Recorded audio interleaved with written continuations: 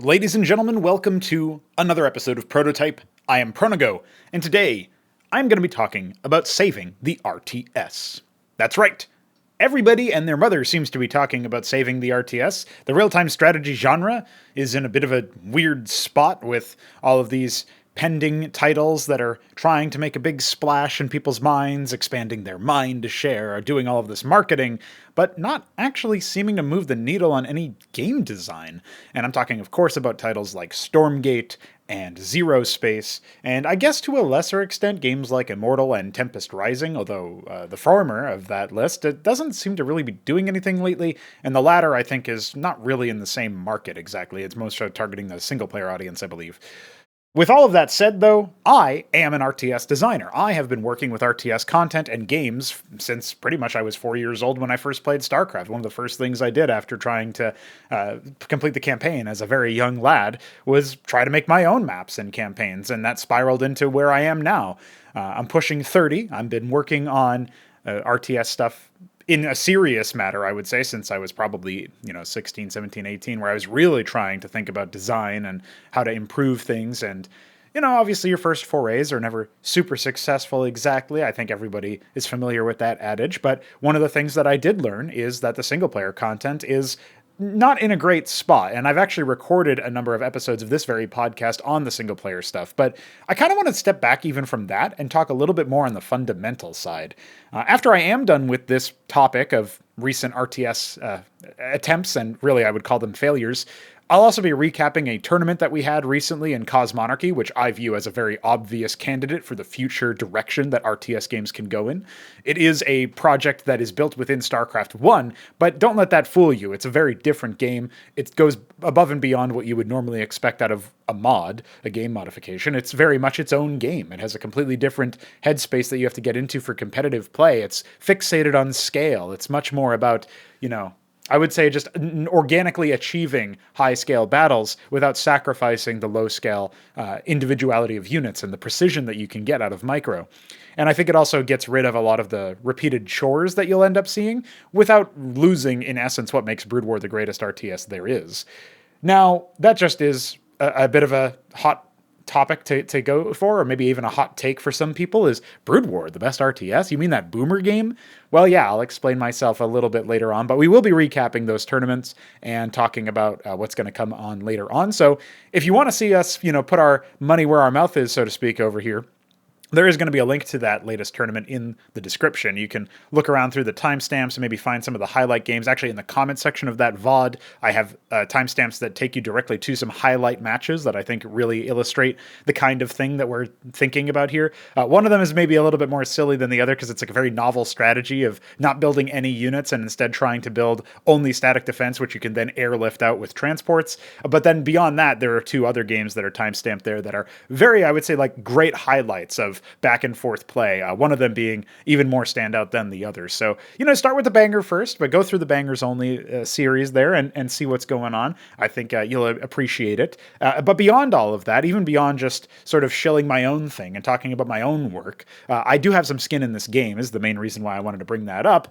And also, this is a podcast that's mostly centered around Cosmonarchy, actually, because that's my focus right now. And this is my solo design podcast. But that doesn't mean that I won't, from time to time, touch on more general RTS topics or even game design topics. I've talked about FPS design here before as well. So let's get into the recent RTS failures. Let's actually talk about why I even call them that.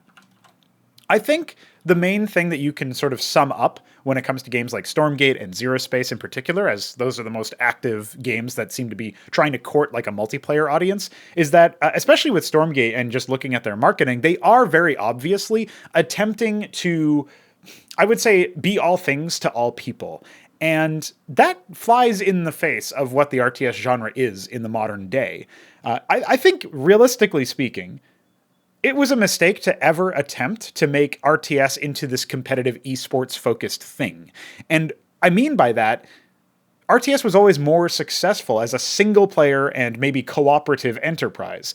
I think StarCraft 2, for all of its many, many faults, showed that there was a pretty big audience for co-op content, and yet they never moved past the two-player supported co-op mode that, yes, made them a lot of money through microtransactions, which I personally view as just horrible for the whole industry and for the consumer. But in terms of, okay, if you want to accept that as a necessary evil of doing business, which I don't personally, but you can put yourself into those shoes and try that sort of ideology on, if you want to call it that, as a set of clothes. Yeah, okay, let's accept that premise. That still really doesn't show you that Blizzard has much of an an innovative bone in their body as a company anymore.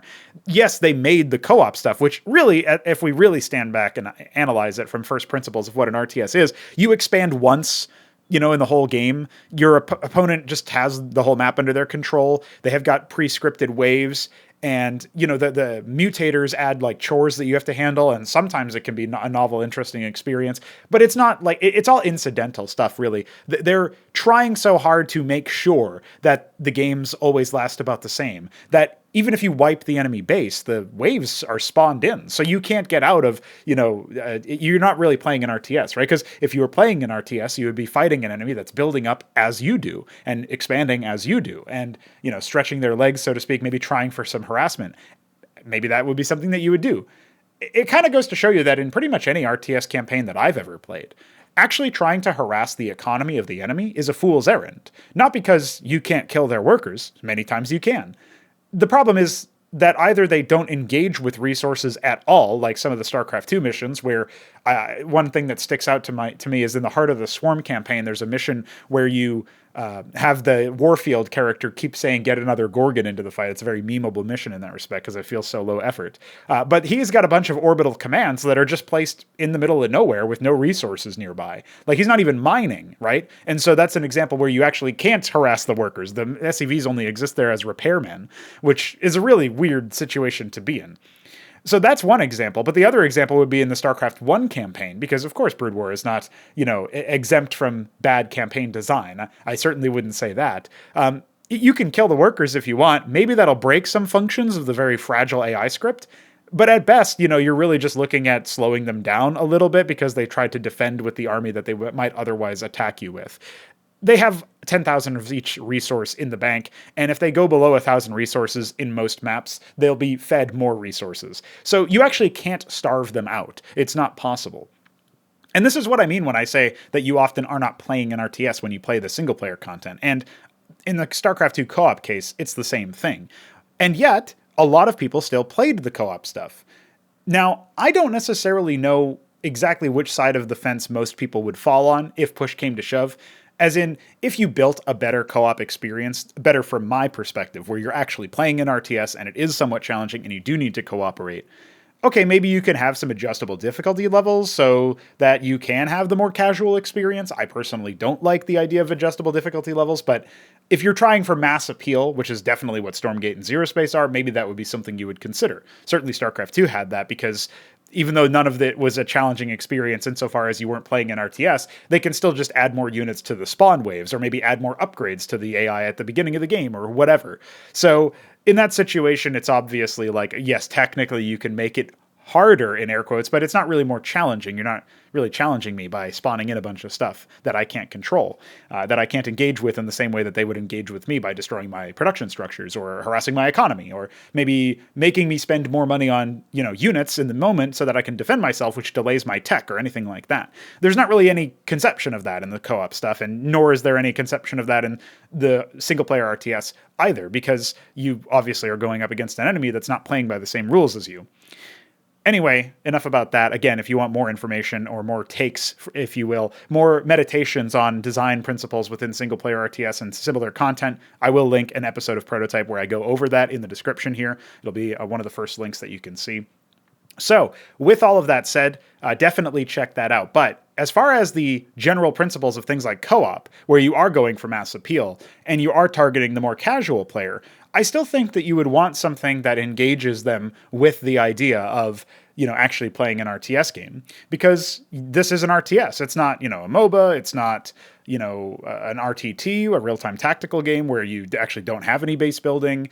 It's certainly not like a city builder where that base building is the only part of it, right? So you're kind of cosplaying as an RTS player when you play the co-op stuff, and that's not a derisive comment on the player. It's just that's all you can do because you're not really afforded the ability to play an RTS organically. And I think another comment to make here is that even if you ignore the quality of co-op, the fact that it's limited to 2 players is a pretty big oversight.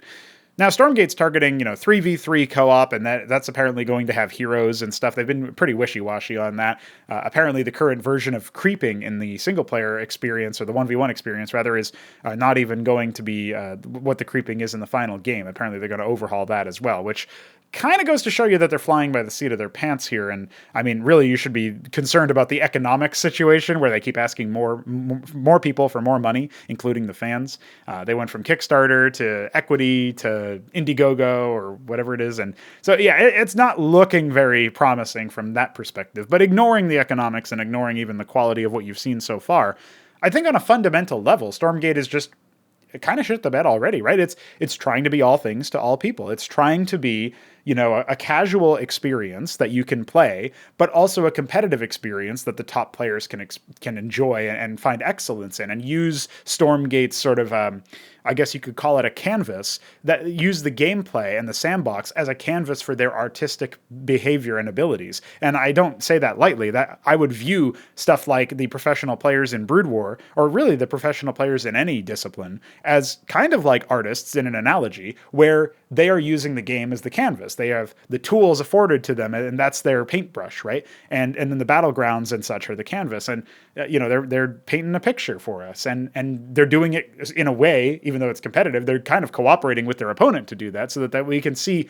the sort of rich tapestry of what the RTS can be and what the game in particular that they're playing can be. And I think that really sells it for me. But you're going to see that in Stormgate, because the 1v1 stuff is completely different and not at all what the casual player wants.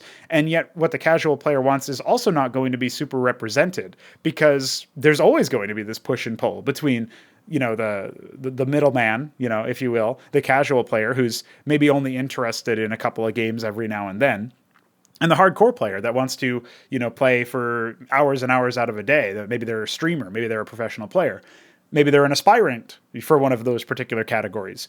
You can't really serve both of those aspects, right? Not in the sense that Stormgate is trying anyway. I think it's a mistake to go down the road of, building a completely different gameplay experience, the same thing that StarCraft 2 did with co-op, where you have completely different rules being used in one set of the game, because it further segregates the players. This isn't really that different in principle than how Warcraft 3 had a downfall of its own, where more people were playing a custom map, Dota, obviously, than the actual game. And their customs ended up overshadowing the actual game, because people just decided, very clearly they were not as interested in playing 1v1 in Warcraft 3 or even team games in Warcraft 3 than they were playing Dota. And you can maybe, in an apologist kind of way, say that Dota was just that good, that cool. But I kind of think that if the game itself was good enough and compelling enough, people wouldn't have left it for a custom map. And obviously, that custom map has no reason to continue to exist within Warcraft 3. Somebody can just fast follow it the way IceFrog did. Dota wasn't even the first Dota, right? So when you think about it from that perspective, yeah, okay, sure. Of course, we're going to have a standalone game. And then, of course, that's going to spawn, maybe a whole genre, if you will. I don't know that same kind of thing can happen now, but it's definitely something that you have to think about. And in principle, the same thing could happen where, and I think the same thing did happen in StarCraft 2, by the way, where players decide to segregate themselves into their own little niches within the game.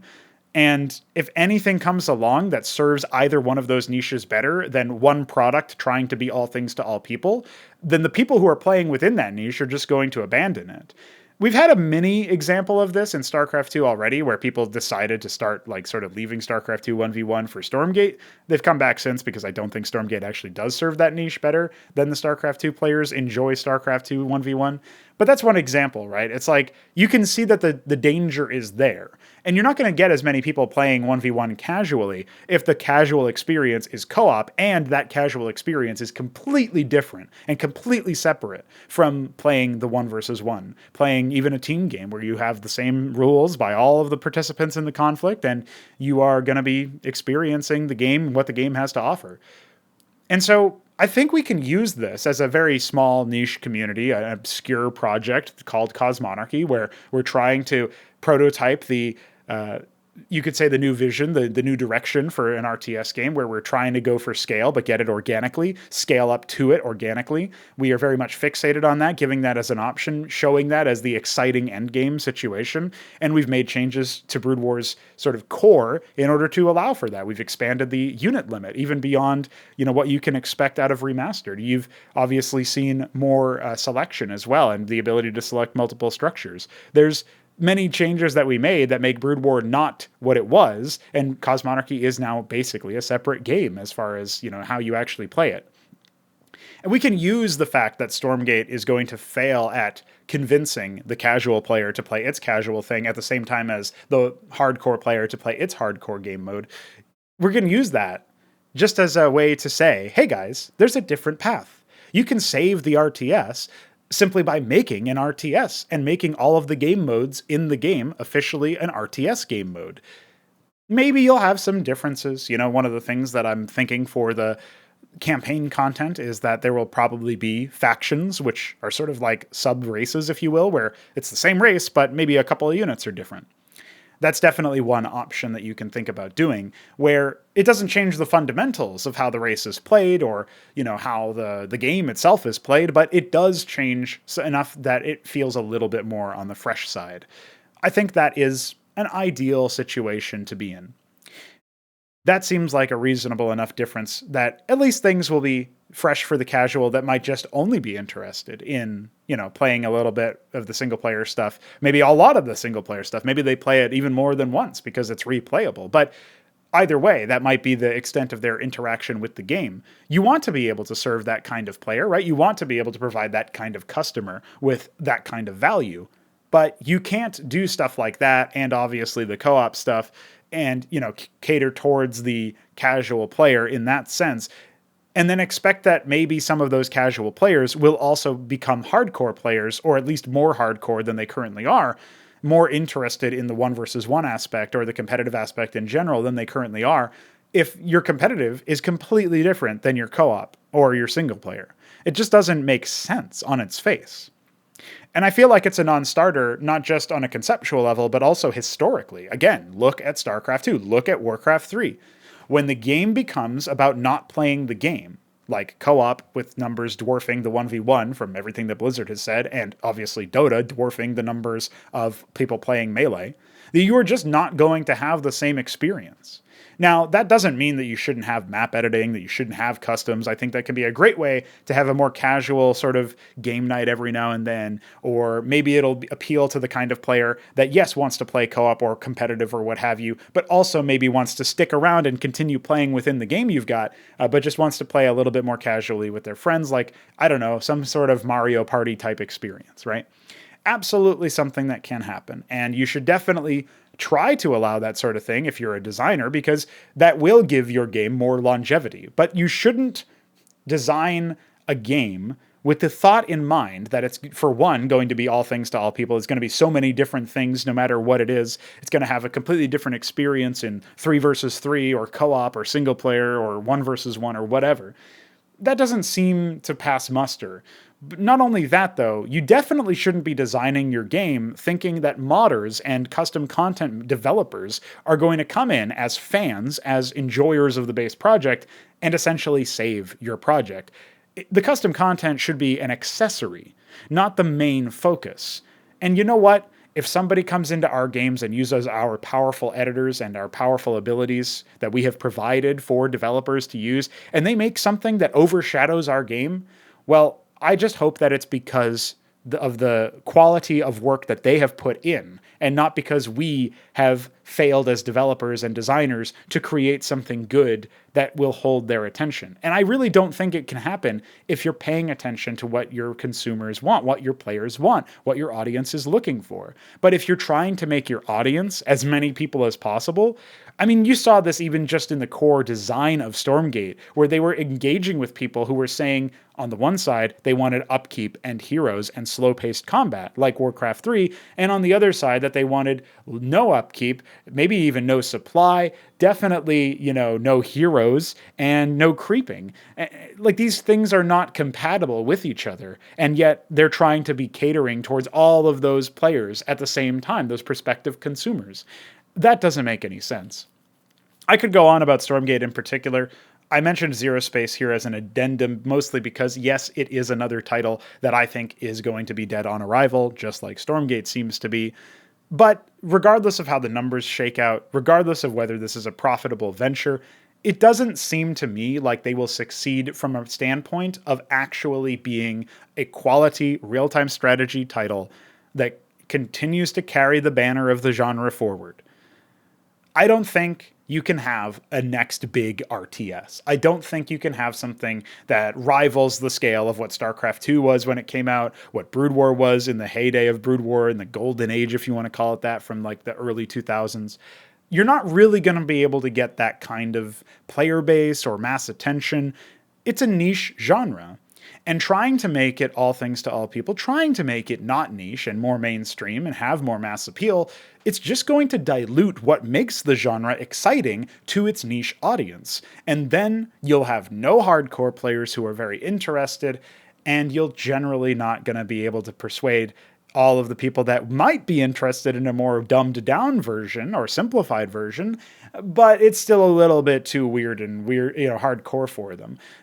This is the kind of like obvious trap that you just generally see big corporations making with even products, right? It's like you make a comic book movie and it's too weird for the normies to understand, but it's not faithful to the source material or interesting as a port. So all of the people that actually do like that, as niche as they are also not going to be enjoying it.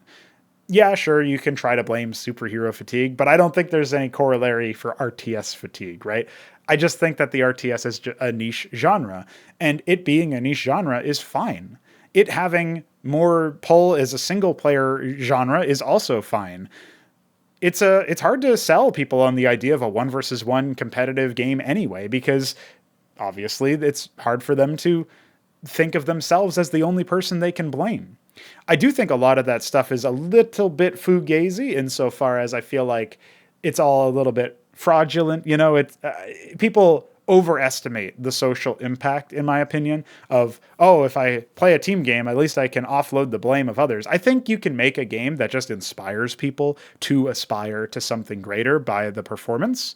You can do that with ladders. You can do that with consistent experiences and an on-road experience where you start off in the tutorials, and even the tutorials have a defeat state where the player can be defeated and they can learn from that. And, part of the tutorial is teaching you that defeat is part of the whole experience, the meta tutorial, if you will.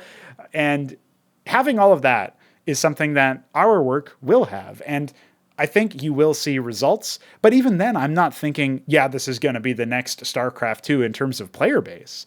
It's going to be the next Brood War in terms of quality. It's going to be the RTS game that actually is better than Brood War instead of all of these other games that are trying to be.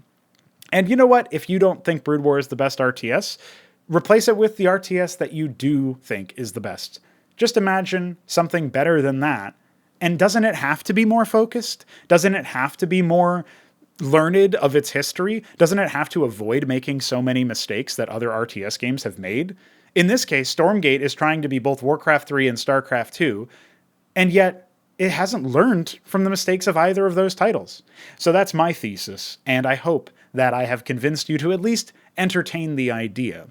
But I do think, again, we can use those RTS failures, the flops in the making, the things that I don't think are really going to go anywhere, to invite more people into our camp, invite more people into our neck of the woods and say, hey, you guys are hungry for a real-time strategy experience? Well, here's a real-time strategy experience, one that isn't going to be sort of confused and trying to be so many different things at once. No, we're pretty focused on the core gameplay being an RTS. We're pretty focused on the core experience being, yes, even in co-op, you are going to be challenged. Yes, even in the tutorial for the single-player content, you're going to be challenged because the game is about playing an RTS.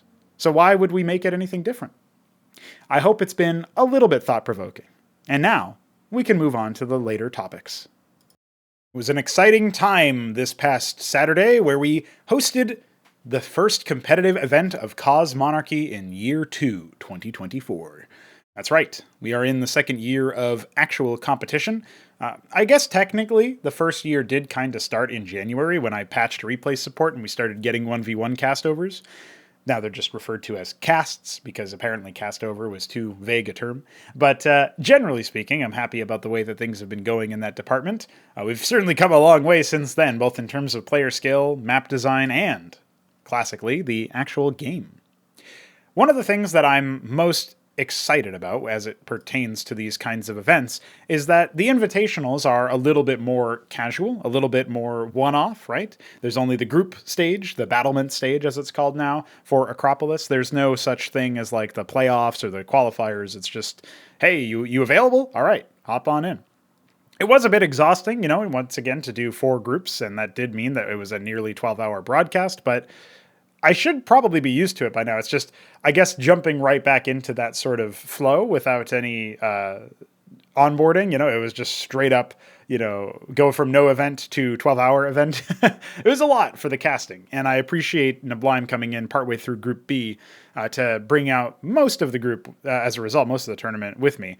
Meant that I was only solo for all of Group A and I guess maybe like 2/3 of Group B or something like that. So shout out to Nablime for popping in. And immediately after that, he actually pledged some moolah over to the prize pool for Invitational B, which I will be talking a little bit about after this section. But again, refocusing back onto Invitational A, this is the first tournament that we had. We did have a prize pool of $108. I thought it was great that we had Luciferius and Biddy B and Nablime and Benno chipping in a little bit of money. And look at that, actually, Benno ended up winning back his funds. 3Crow earned $27 dues. $27 was for first place. There was nothing for anybody else. Sorry, guys. But the idea that I think I have in the future is that first place will probably earn, max of 25. And then obviously half of that, so $12.50, could be doled out to second place. So basically, if the prize pool is $150, then that's how we would do it. And then maybe following that, every 150 would kind of go out the same way. So for the first 100, that gets divided into the first place pool. Then the next $50 would be second place, and then the next 100 would once again be first place. Maybe something like that, or maybe it just starts to get split like that, right? Where it's starts being divided in general. But either way, I'm not sure that we'll get up to 150 for the prize pool for the second tournament. I was surprised that we hit triple digits at all for the tournament this time around. It was a big shock, honestly. So shout out to especially Lucy for pledging 50. That was obviously most of it. So big ups to him. Now, we did have a number of interesting plays that went down. There were some games to remember, for sure. I really liked Lundier's debut match where he showed us off the strategy that did not involve any sort of units at all. I did sort of touch on that in the previous topic. And I also very much appreciated when Benno took on Green Eggs and Scholar. There were some really nice matches in both of those matchups where Bio was used versus Benno and then Mech was used versus Benno, and he had to adapt to both of them and try to use different things. It's pretty interesting, honestly. I especially liked the Titan Forge match between Benno and Nicholas. I thought that was really good. Going into Group D, of course, was the highlight of the whole event. We had Jackie Langsky's Zerg take on the Shambler's Terran, and we had the Shambler type, I fucking love this game, in the middle of the match, which honestly I kind of thought might have been BM, but I he was probably just that overwhelmed with joy. Clearly, I just made such a great game along with all the homies like Veek and DF and Solstice and all the other people that have contributed to the project. Surely that's what happened, is that I just made such a great experience that he thoroughly enjoyed it that much that he had to type it to get out of his system. I've never seen Shambler type positively. That's weird. Usually he types when he's angry. I guess he says that if he doesn't type, he's angry. That's when he's really tilted because he can't even get it out of his system by typing. But the typing from when he was winning, that was a surprise. That's a new one. I've never seen that. Usually he types when he loses. So anyway, some pretty exciting stuff. Really, there's a lot of really cool matches to go back and watch. I do think obviously Lundier had some funny stuff.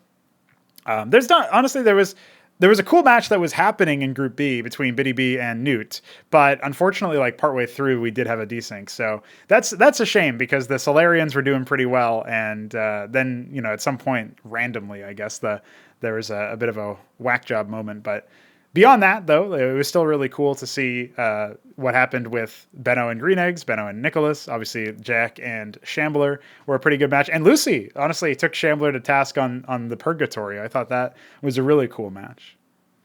So beyond all of that, though, talking about how cool the matches were, what did we learn from that?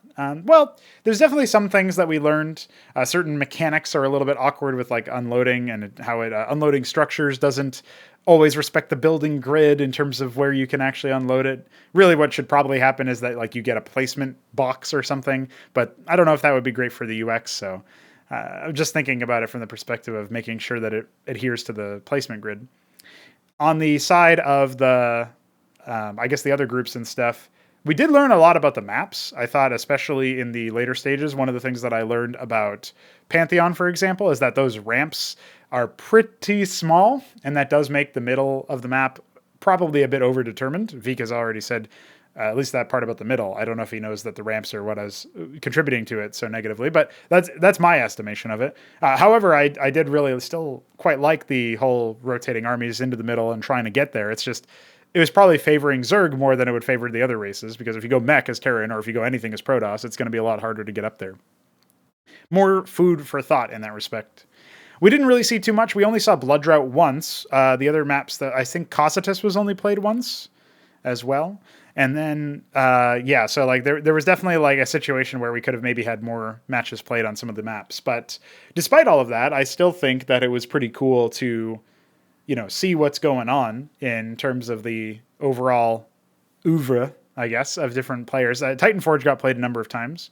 I think we saw probably one of the better games on that as well with Benno versus Nicholas, as I already mentioned.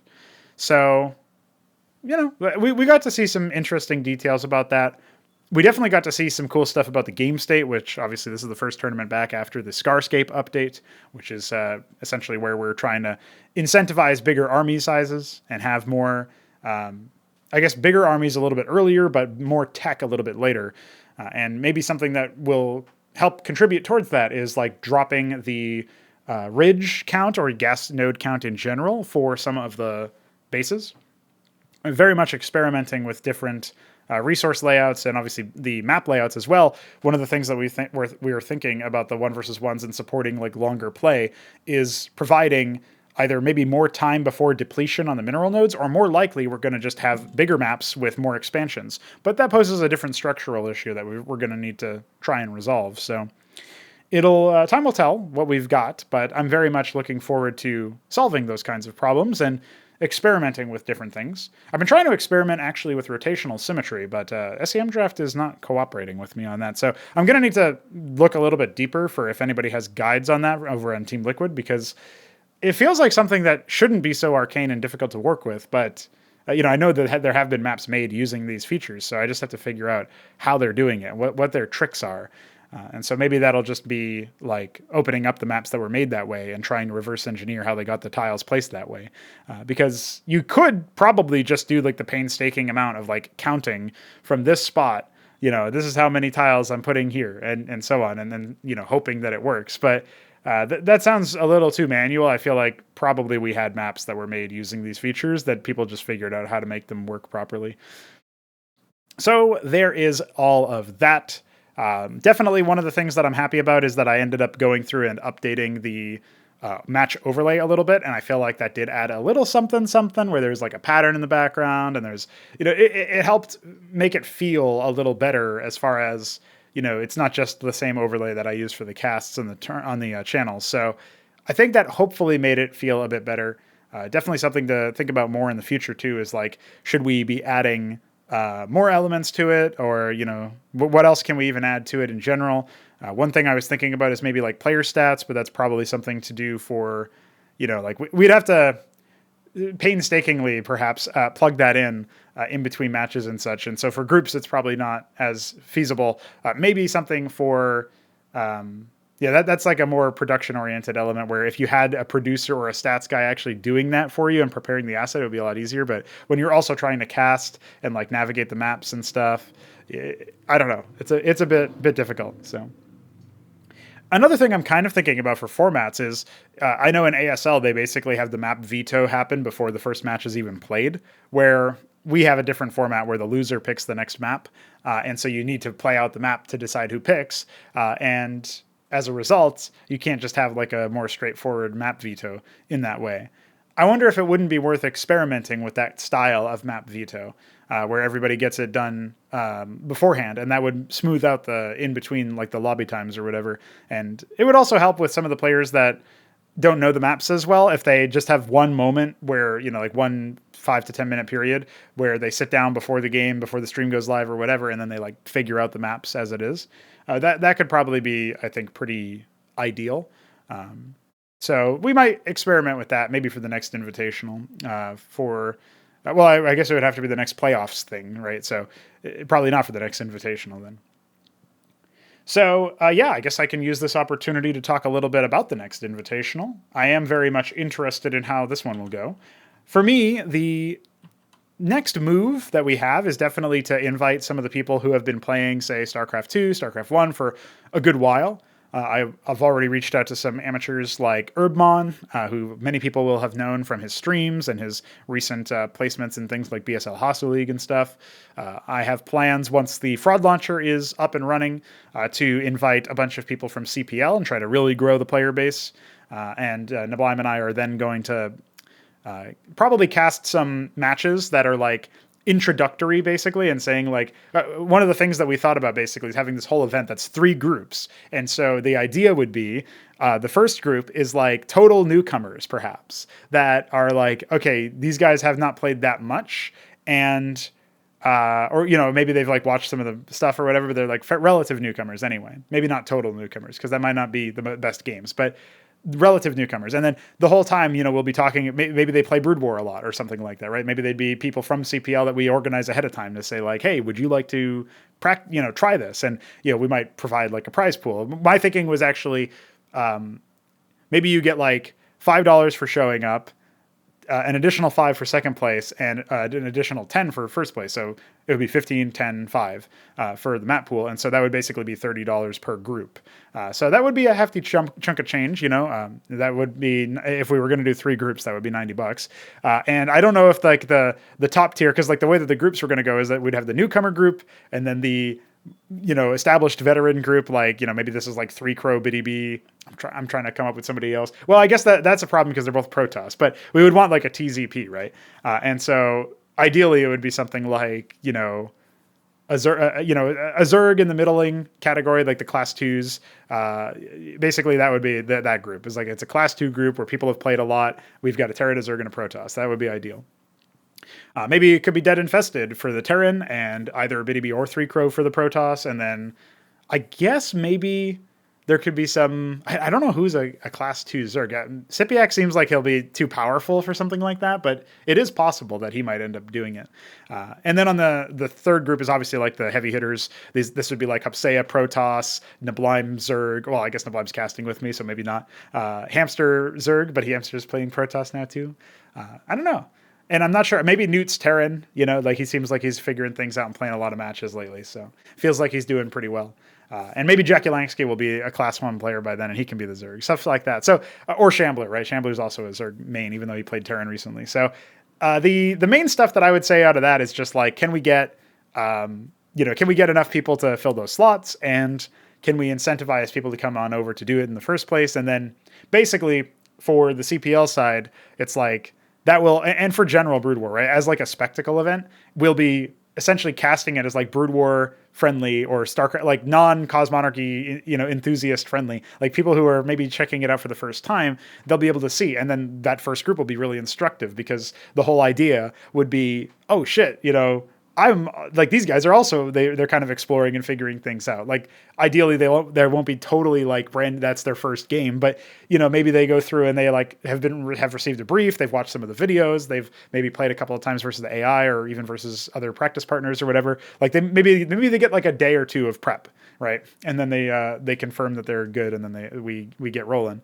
I feel like that could be really cool. So anyhow, that's my thinking. That would be a great way to like inculcate competitive players into the space, get more people interested, and start buzzing people up with games all day long. And that's all like, okay, yes, we need to wait for the fraud launcher, so we have the easy install process. But that, like, once we are confirmed that like we've stress tested it internally and that we got everybody installed on it, because like I'm going to use it to manage my stuff as well for like actual pre-release and release. Obviously, I'll have my own handling for when I'm playing around with like the dev space, but I'll be managing it. I'll be using it. So I'll definitely have a lot of firsthand experience with it. And Veek will presumably also be using it. And then obviously everybody here will start to use it too. So we'll have plenty of times to figure things out, and plenty of time to, plenty of players stress testing it in that sense.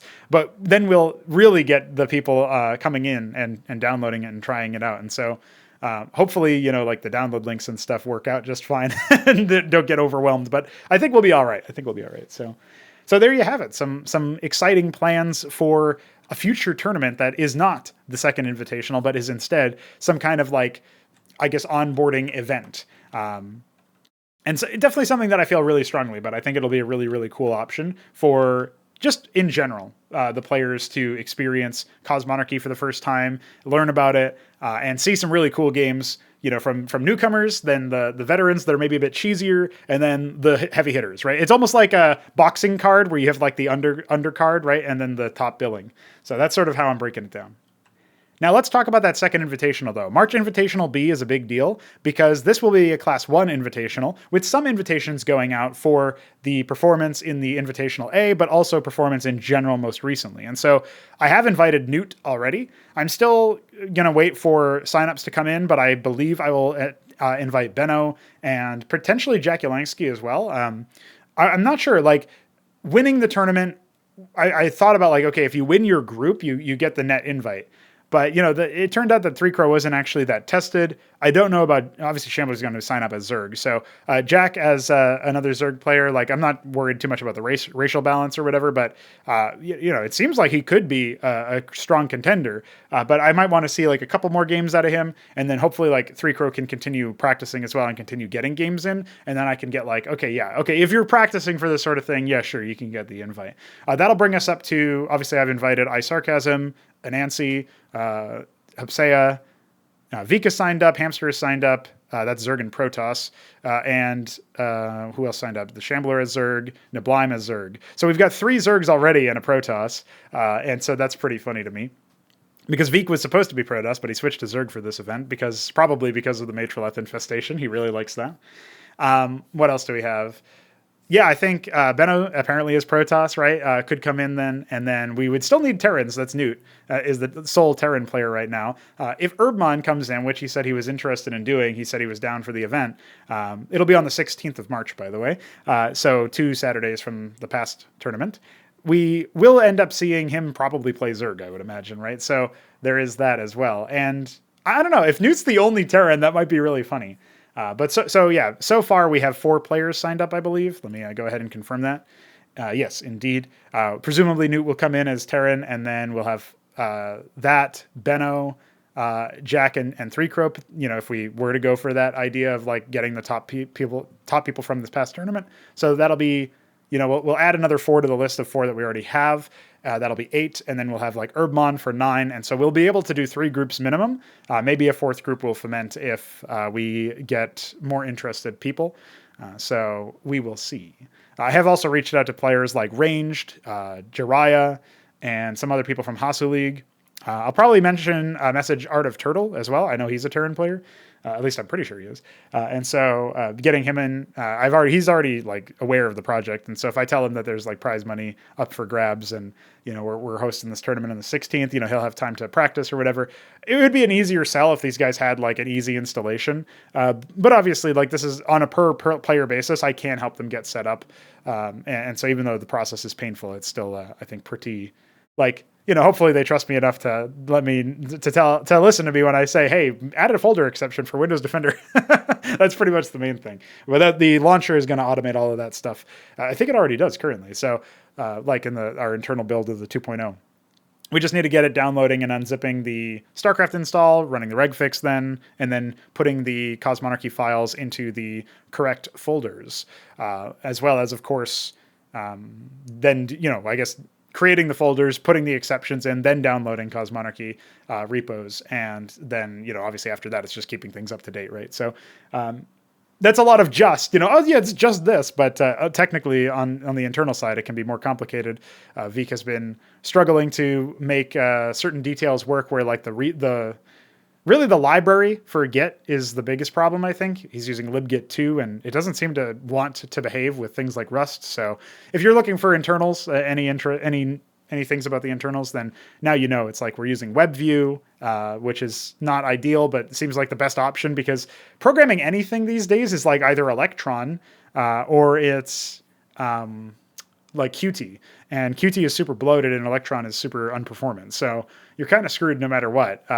Now, Vik has obviously gone for a different approach, seeing if he can find a different middle ground, if you will. But necessarily that means that not as many people are going to be using that, and there's not as much documentation for what he needs. Or maybe it's just like libgit is just archaic and stupid and like obscure in general. So it's not helping our elements at all. But that is anyway, aside from all of that, aside from the pseudo progress update on the Fraud Launcher 2.0, this is sort of what we're looking at here. So I will be continuing to reach out to people. I did reach out to Terror. I haven't heard back from him.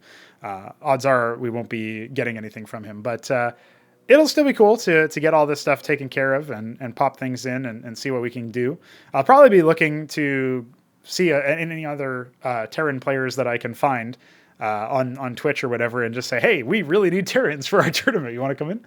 And see if they're interested. Maybe link them a couple of the games that have been casted recently from like the Terran perspective to say like, hey, here's what you can do as Terran. It's pretty cool. So anyway, that's stuff that like we obviously want to pitch to people. And then another thing that I think that we learned from this past invitational here, the Invitational A, is that I probably need to make like a concise YouTube video that's like a minute long that just goes through the format of the battlement stage, because that's what we're using, right? The groups. And I think that's fine. Like, it probably doesn't even need to be public on the channel. It can just be an unlisted video that's like, here are the rules, and here's the format, and here is some code of conduct, and that's it. GLHF, right? So there you have it. There's some more things for us to think about and do. Now, we do, of course, on this show answer questions from the audience, but it's not just any audience. It is the coffee supporters, the donors, the people who have provided hard-earned cash to help support development. So I hope you will join me in thanking the following individuals who have submitted questions for this episode: the Shambler, Alexhandr, and Pr0totype. And of course, in the past, many a contribution has been made by people like Luciferius and BiddyB. But even beyond that, I mean, there's many other people that have supported us. So if you want to join that list of August characters, you can join by going to the coffee link in the description below and sending us the moolah. Give us the moolah. Give us the threes. The Shambler asks, a general description of how the Orion Imperium approaches governance would be appreciated. To be more specific, is it an empire in the sense that it is highly centralized down to the planetary level, with a shared culture spanning across its various worlds? Or are the subject territories more or less independent, only paying tribute to the greater whole, with only a few core worlds really sharing a unified culture? Or is the faction pursuing some sort of middle ground / alternative between these two? I guess it's probably a middle ground, but it's interesting as a question because the Orion Imperium within Chrysilliant, our remake, overhaul setting of StarCraft for the purposes of Cosmonarchy's campaigns and such, the Orion Imperium is the de facto big power, sort of like the Dominion or before that the Confederacy within the Caprulu sector. And when you're thinking about it in those terms, and obviously extrapolating outwards the scale implicit within the setting where you've got way larger battles and way bigger stuff going on, the Orion Imperium stretches across a very large cosmos. And as a result of that, I don't know that Terrans, at least, would ever really be able to achieve total cultural unity spread across that whole thing. That doesn't mean that they don't try, So even on like the outer worlds and stuff, you've got people who are essentially attempting to like gentrify the culture, or like, you know, improve the culture or whatever, you know, massage it into something that's a bit more placid and something that's a little bit more obedient, subservient to the Imperium's wills. There are definitely core worlds that are much more heavily guarded, more valuable, etc. Sort of centers of industry. The thing about the Imperium is that they don't really have like the galactic excess that you might associate with, you know, a very large power, because they've recognized by now that just rots out the core. And so their core worlds are actually useful from a standpoint of, you know, creating spacecraft and industry and stuff. They're useful from the perspective of like mass fabrication. They're useful from the perspective of creating large armies for the, you know, raising, you know, a lot of clones, so to speak, right? And stuff like that. And so when you're anticipating what the characters might end up doing, or trying to understand what the Imperium might be doing, know that they're not, you know, subservient to some overly corrupt magnate somewhere. It's a lot more open industry. It's a lot more, you know, there's like capitalism within it and stuff, where you do have, you know, businessmen doing their thing. And it's not exactly open capitalism in the sense, there's not unfettered capitalism per se, certainly not end stage capitalism, but the way that they're going about, you know, organizing things is a lot more laissez-faire than maybe it would seem, as long as you're within the acceptable boundaries of what the culture tolerates. And that's where you get into, you know, massaging the more fringe elements in a particular area. You know, every different world is going to have a different character to it. And the people that grow up there, that live most of their lives, if not all of their lives there, are going to have a different outlook than people who were sent there for the sake of, you know, regional governance. You know, they don't exactly have elections per se, right? But yet they do have a governor in, for example, Day of Blood.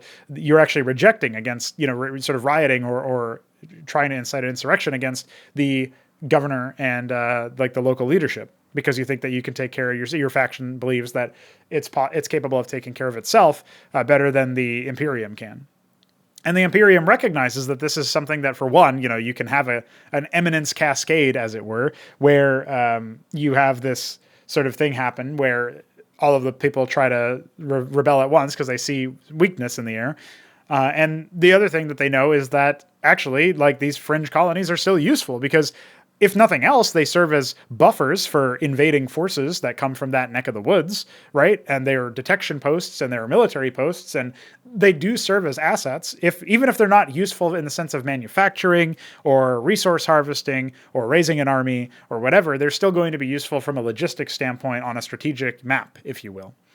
And that alone, that sort of realization is, okay, we need something from these guys, mostly just their placid tolerance of us, which means that we need to keep them somewhat happy. But that, you know, we can't dedicate a ridiculous amount of resources to every single fringe colony and border world, but we can provide enough of a sort of, you know, look in a way of like, hey, we're tending to your guys' needs.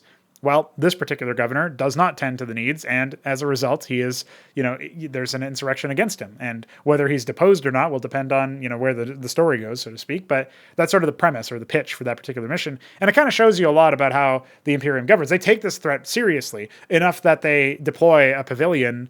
Sort of orbital forces get deployed pretty soon as like the insurrection really starts to take shape in that first mission. And all the governor can really do is try to hold you off during that time. And yet, that still might be something that allows them to quash it immediately.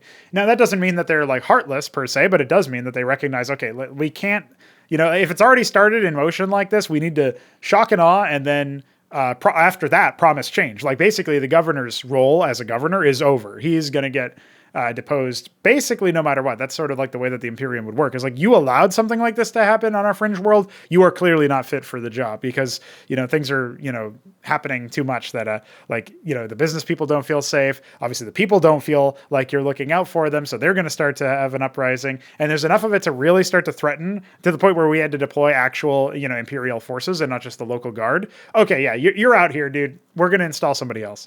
And again, even if the promises come, and regardless of whether those are resolved, right? Like, actually communicating with the people and not treating them like they're just total idiots and basically not being like a faceless, antagonizing force in their lives. That's what the Imperium tries to accomplish, and that's why they have these cultural massaging centers, if you want to call them that, right? Where the sort of different people, embassies or whatever you want to say about from the will of the Empire. And that's definitely something that you would think of. So they don't have that. It's not really possible for them to shape that culture and span it across all of the worlds that Shambler was talking about earlier. But they're not like totally laissez-faire. It's just they allow enterprise to be somewhat free, and they certainly allow differences depending on the worlds, and they try to employ people who will tend towards those differences and handle them well. And ideally, they would look for candidates within that local population. Once the local colony, for example, has agreed to serve under imperial rule, or it'll be somebody that gets sent with them if they're establishing a new colony, and that guy will be obviously like the initial leader, but he'll also naturally understand what that local populace needs because he'll be there. So he has gone there with them. And so they try to look internally for somebody who will represent the Imperium, but still also be tending towards the local needs, if you will. I try not to make my big empires villainous forces, or at least not stupid villainous forces. Like, maybe they are villainous. That's for the player to sort of decide. But whether they're a net negative or a net positive, they still need to, like, logistically speaking, they do need to figure out how to make things happen and not lose all of their outer worlds, right? When you're dealing with scale like this, you can't have them be cartoon characters. So there you go, Shambler. Hopefully you hope you enjoyed that particular answer. We're going to be moving on to Alexander's question now. Alexander asks, out of all the RTS games that you have played, Brood War excluded, what are the top 3 you think are at least worth playing or experiencing, despite their many flaws, and why? So for me, I would say the best thing that you can do for this is definitely like top 1, I guess is a funny way to say it. The first place would be Armies of Exego. I don't think that's very controversial or surprising for people. I think Armies of Exego definitely has a lot of flaws, but I would recommend it as something that you should play because it makes control scheme updates that feel very natural, and yet I haven't actually experienced them in other RTS games, which is not to say that they haven't been done before or since Exego, but Exego certainly was the first time that I experienced, first and only time I've experienced them. Things like being able to select structures that you have queued, add them to control groups, and set their rally points. I think you could go a step further than that and actually queue an order on those structures for things like upgrading into a higher tier, structure or whatever. You can kind of think of this like if you could select a Kagrant that you mutated and queue a mutate into Circuith, order. Stuff like that I think would be great for the UX, for sort of like planning through things out that way. I think that's a very natural sort of thing to further build upon that. They did raise the selection limit a little bit from something like Brood War. I believe it was 15 instead of 12, or maybe even 18 instead of 12. Not really a huge deal, but it shows you that like the selection limit doesn't arbitrarily have to be exactly 12, which I don't think was really that important for me, but certainly might be important for some purists out there. They obviously also had things like team building. They had things, certain mechanics and stuff.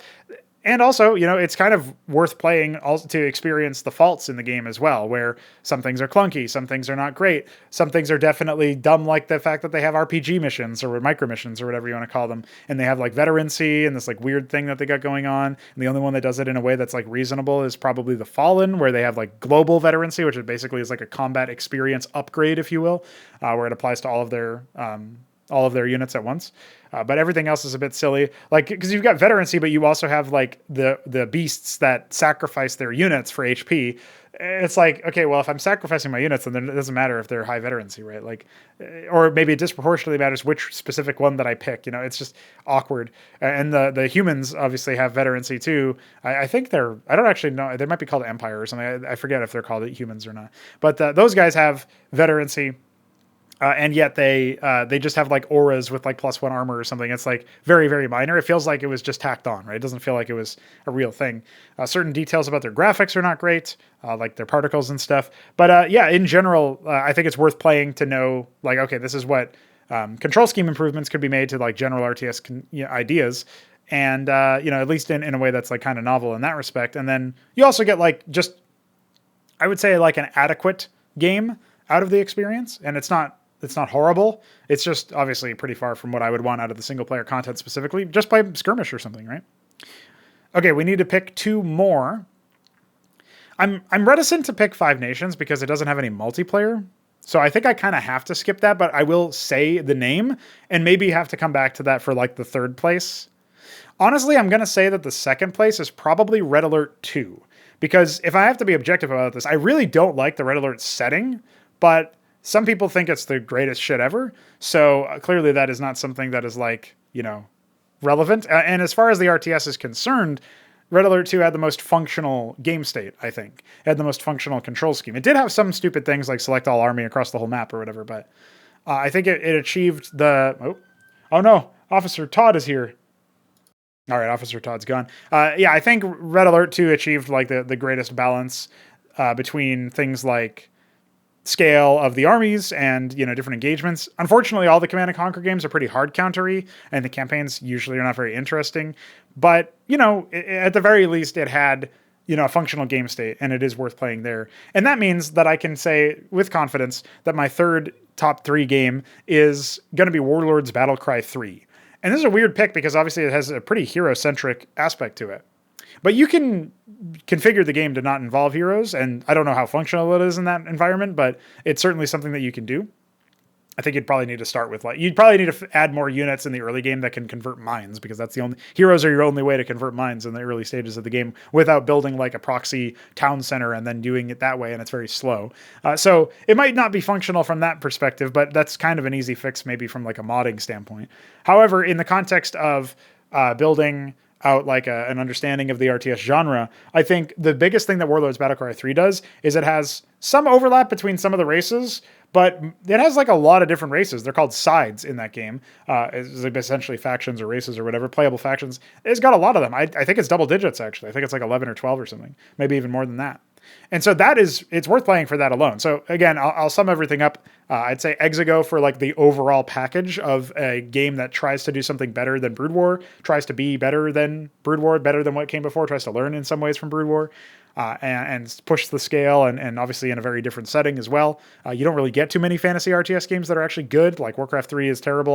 Exego is significantly better than Warcraft 3. So that's pretty much all you need to know there.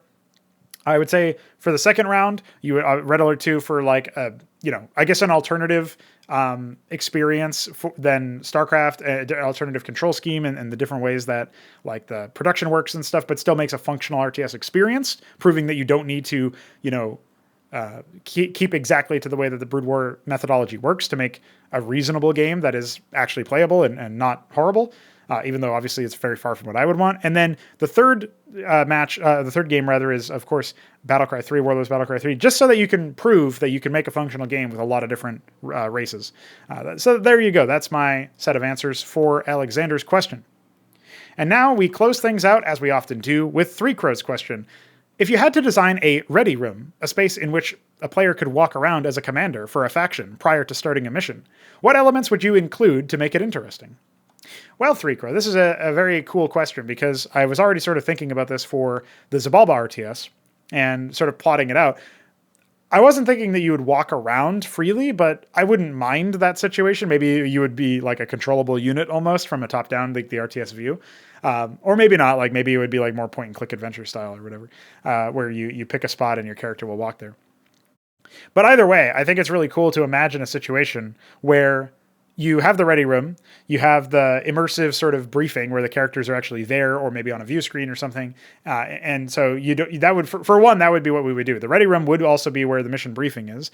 You could rewatch the briefing or replay it or whatever, but you would also be able to look at maybe intelligence notes. You'd definitely be able to do things like see the tactical map before you actually get in, and that would allow you to do things like change your spawning location if you needed to, if you were allowed to in that map. It would allow you to do things that are like prior to changing the initial starting, situation, if it was applicable to that mission, would be possible in that view. But at the very least, you'd be able to look at the actual battlefield a little bit. And like, this is what we know about the battlefield. Maybe there's some story reason for why you can't just reveal the whole battlefield, like something like, oh, our sensors only pick up this much. Some throwaway line like that. Ideally, it would be a bit more justified in a serious project, but just off the top of my head, that's what you would maybe say, is that this is what we've scouted so far, something like that, right? And so you'd reveal like, okay, enemy located somewhere in this area, and it would be like kind of like a vague area, and like maybe the top right, and the bottom left would be your spawn, and it's like this is where you're going to enter, and then maybe that would even be something that would show up on your screen while the briefing is playing too.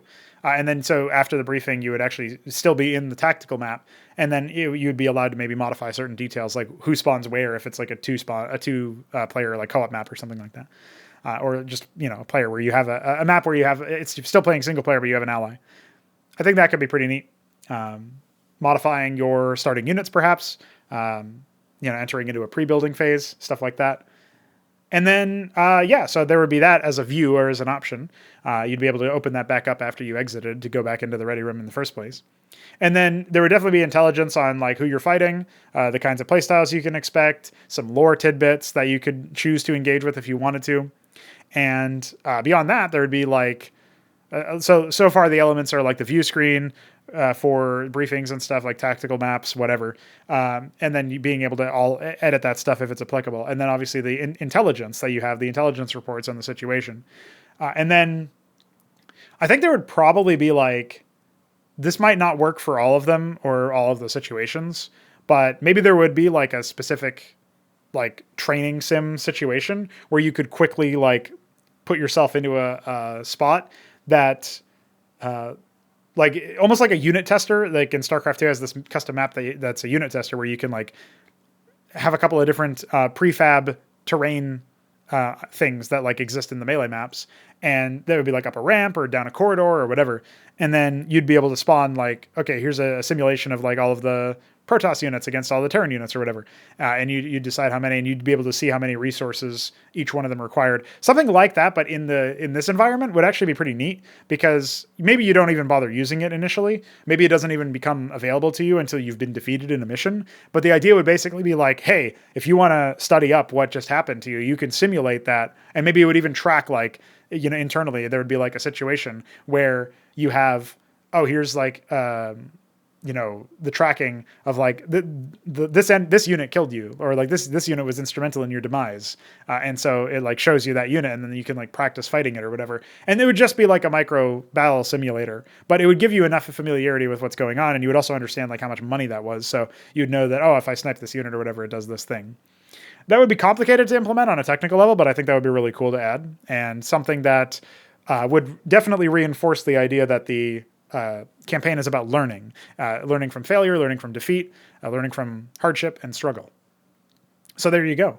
I guess the other thing that you could throw in there is obviously characters, or like, maybe little tidbits of clickable things. Like StarCraft 2 kind of had this in like the Wings of Liberty campaign, where maybe there's like an object on the Joey Ray's bar that you can click on and get a dialogue line out of or whatever. I don't know that that's a huge deal or big importance, but you might have some little tidbits like that again, it's just optional stuff. We wouldn't draw attention to it, but maybe you can like move your mouse over it and click on it, or maybe even just on hover for like a while. You'd get like a line of dialogue from somebody. And of course, if there's other characters in the area, like your, say your co-op ally, or your, you can talk to the single player ally guy, the commander that's going to deploy with you. Stuff like that could be pretty cool too. And just to have like a brief conversation about certain details or whatever. Again, unlike StarCraft 2, I wouldn't just ping, like, or you have an arrow pointing at it that says new conversation. It's like, have a conversation with your spawning pool. It's like, oh, great. Thanks. What do you have to say to me, building? Like, that's great, dude. Instead, you just be able to discover that if you wanted to, and it would be entirely fluff or lore based stuff, story based stuff that you can choose not to engage with. It's probably just like reinforcing some character traits, or you're not going to get like story vital information out of this. It's just like, this enriches my understanding and appreciation for the setting, if that's something that I'm interested in. That's basically what the idea would be. So that's it. If somebody else has other ideas for what we have for Ready Room stuff, I'm all ears, because I really like the idea of that. I think there's a lot of untapped potential in that sort of thing. So there you go. The show outro is here. We are just going to be wrapping this show up by talking once again about the fact that Cosmonarchy is a great RTS game. It's an excellent thing to experience. We are improving it, making it more stable, making it more, I guess you could say, accessible, since we have the opportunity to improve the installation process and get more people on board. And obviously, we're adding more competitive stuff, working on more maps, working on understanding how to make better experiences, better battlegrounds, better canvases for our players to paint upon. And I hope you have enjoyed this episode of Pr0totype. I will be back, as I often am, once a week, generally speaking. So just remember that if you are a coffee question or a coffee donator, you can ask a coffee question. And those threads will be continuously made after the release of the current episode. You also get this stuff a day early. So if you like that, if that matters to you, then you can certainly do that as well. That's how you have like Shambler posting comments on the video before it's even published. He's just that dedicated. All right, boys, I'll see you soon.